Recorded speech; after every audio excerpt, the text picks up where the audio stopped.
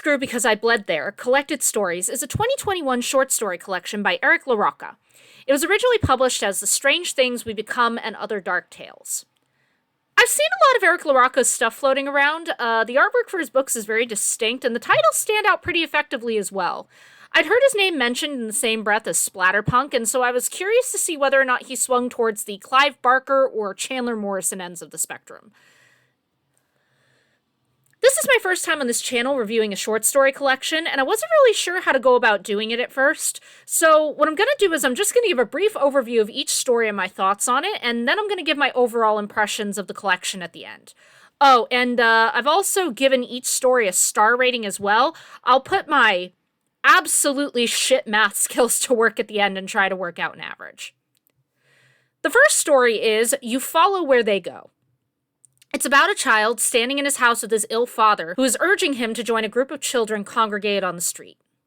This one was pretty short, and it was more a sad story than it was a scary one. I get the vibe that this is meant to be a metaphor for letting go, children growing up and stepping away from their parents, and also loss. It was a little awkward, though. I actually misread the story the first time and thought I knew why those kids were in the street and why the narrator has to follow them, and that interpretation actually made more sense than what actually happened. When I went back and read the story a second time, I realized that I had completely misunderstood it, and that actually made it more confusing for me. Felt like I was missing something with this one.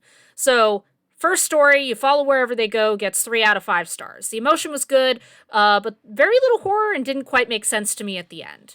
The second story is Bodies Are for Burning. It's about a woman with a desire to watch people's flesh burn, accompanied by a strong impulse to set people on fire or otherwise forcibly burn them. This might actually be my favorite story in the collection. I'd argue that this is a really good example of normal, everyday horror that any person could run into in the world. A person resisting a horrible impulse to hurt others, temporarily losing control of themselves, and almost doing so. The story was very tense, and I was on edge trying to figure out whether or not Haley was about to do something absolutely evil to her niece, or if she was going to resist the impulse. So, second story, Bodies Are for Burning, that's 5 out of 5 stars. Good horror, pulled off beautifully, excellent story, great tension. The third story is The Strange Thing We Become. It's written in the form of blog posts and from the perspective of a woman who's coping with her wife's terminal cancer diagnosis and the strange behavior that comes after. Incidentally, I think this was my least favorite entry. Maybe. When we first started off, I thought I was going to be getting more of the kind of grounded in reality type of horror that Bodies Are for Burning had, but then we veered off into some absolutely bizarre territory with the carrot baby? I don't know. It just seemed like it came out of nowhere because the way that this was written, I thought we were leading up to an attempt at self-mummification. It makes sense in context. It makes sense if you read it. I feel like part of my issue with this story is that it's written as blog posts. If it had been written from the narrator's point of view, with her observing her wife's behavior firsthand, it would have improved considerably. But that layer of removal between us and the narrator's observations just makes the final product a bit awkward. So, third story, The Strange Thing We Become, was a 1 out of 5 for me. It was sad, but not really scary, and I kind of got whiplash from the twist that just kind of comes out of nowhere at the end. The fourth story is the titular one, The Trees Grew Because I Bled There. This is about a woman, a mistress, with her boyfriend. She carves off pieces of her body and presents them to him as gifts. Okay, so this one was a pretty obvious metaphor, giving pieces of yourself to someone else who gives you nothing in return and keeps demanding that you give them more. The love interest gets upset when he realizes that the narrator has kept a piece of herself to herself and is obsessed with getting more pieces of her as a present from her. The imagery was pretty gruesome, and I like that. Again, LaRocca takes the concept literally and describes the narrator carving off a piece of flesh from her leg, and then she cooks and eats it so that she can say she's kept it to herself. But I feel like the story gets a little too stuck on the metaphor at times, just gets a little bogged down in it. It's kind of like it's hitting you in the face with it. The ending was pretty good, though, because you finally see things come full circle. So, fourth story, Trees Grew Because I Bled There, 4 out of 5. Heavy on the metaphor, lingers a little too long on it in my opinion, but the ending picks up in terms of horror and tension. The fifth story is You're Not Supposed to Be Here. It's about a couple with a baby in the park approached by another couple. Their son disappears, and the other couple reveals that they'll be forced to play a truth-telling game to get him back. The buildup was a bit much on this one. I feel like it dragged on just a little bit too long before the baby disappears and we finally realize that something bad is happening. I'll grant you that it was very satisfying once it did, but it took a bit to get there. The best part of the story is the game, which involves the couples being observed by a watcher and having to tell dark truths about themselves. If the watcher thinks they're lying, the culprit loses a finger, and there's some foreshadowing about that earlier on in the story. So again, we're back to the theoretically realistic horror of this isn't supernatural, it's fucked up people being fucked up people, and it could theoretically happen. I feel like this isn't the first time I've read a story like this either. So for the fifth story, You're Not Supposed to Be Here, I'd give it a 3 out of 5. It's an interesting premise, but not the scariest or most original.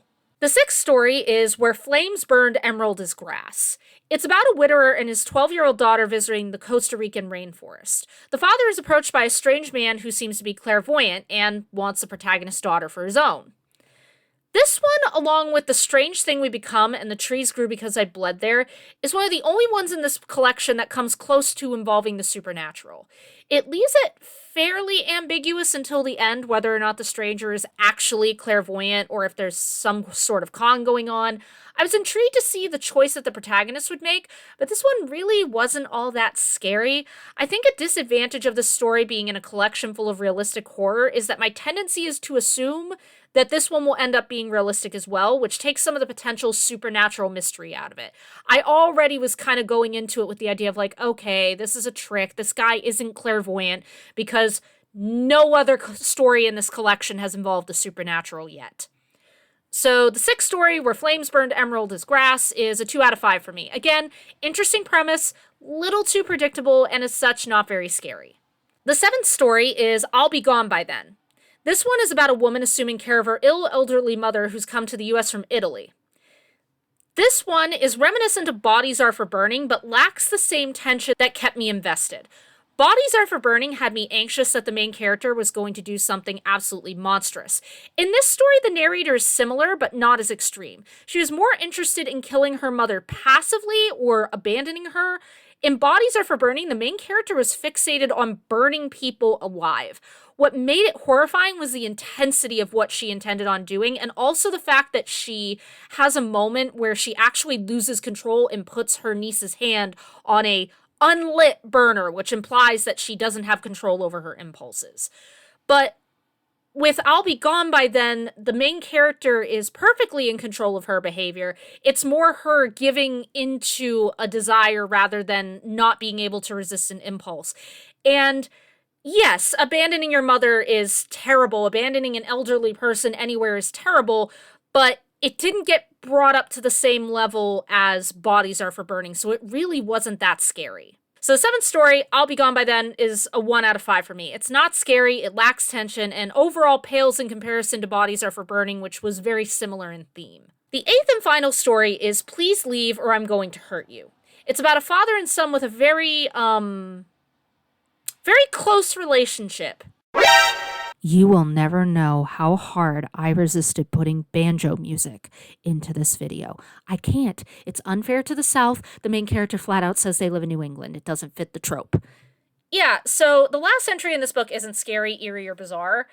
It's just incredibly uncomfortable and sad. There really isn't much that happens in it. The protagonist stating outright that his feeling towards his father are carnal in nature is the only thing that makes this story notable. So the eighth and final story, Please Leave or I'm Going to Hurt You, is a 1 out of 5 for me. Not a very strong finish to the collection. So, for my overall impressions. For ratings, I've got 1 5-star, 1 4-star, 2 3-stars, 1 2-star, and 3 1-stars. By the power of my god-awful math skills, and also a few math programs I found on Google, this book is a 2.5 out of 5 stars overall for me. I'll break it down. The writing was very good in my opinion. I critique Nothing But Black and Teeth for being so purple prosy, and for me this book right here is a good example of poetic and at times complex word choices and phrasing that doesn't come across as purple prose. The complex vocabulary made sense within the context of the stories.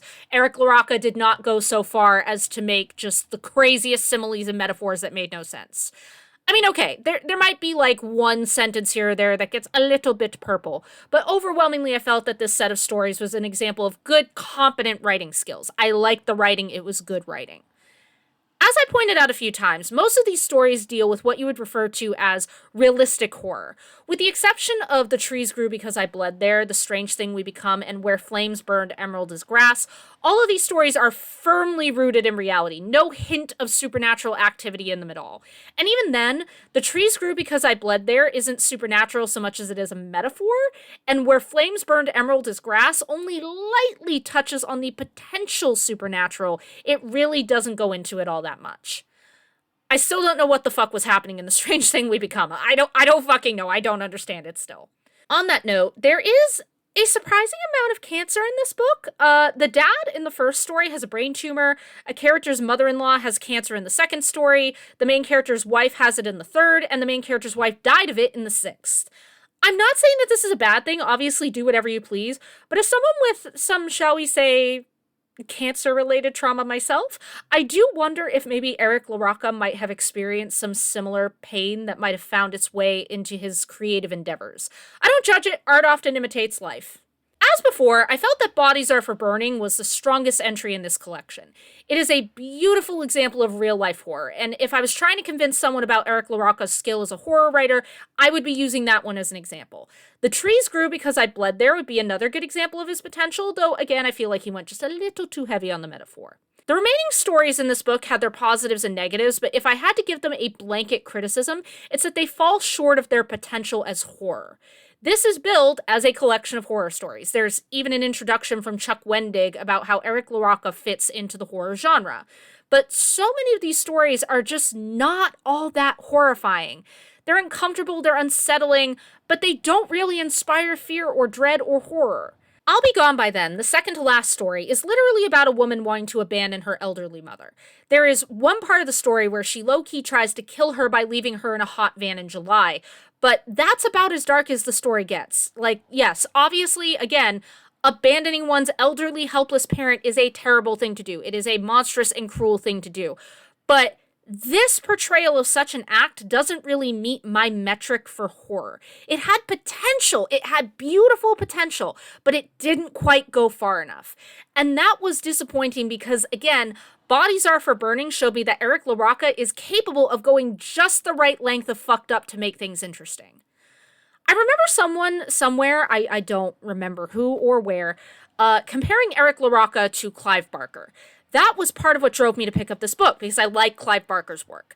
And while I definitely see why that comparison's been made in terms of writing style and competency, I think that this particular volume of Eric LaRocca's work largely falls short in comparison to Clive Barker's. It brings a bunch of interesting premises and goes 20, 40, 60% of the way to make it interesting, but not all the way usually. I do have another collection of Eric LaRocca's short stories that I'll be reviewing at some point, so I don't know, maybe that one will hit different, but as for this one, I didn't hate it, but I wasn't really into most of the stories either.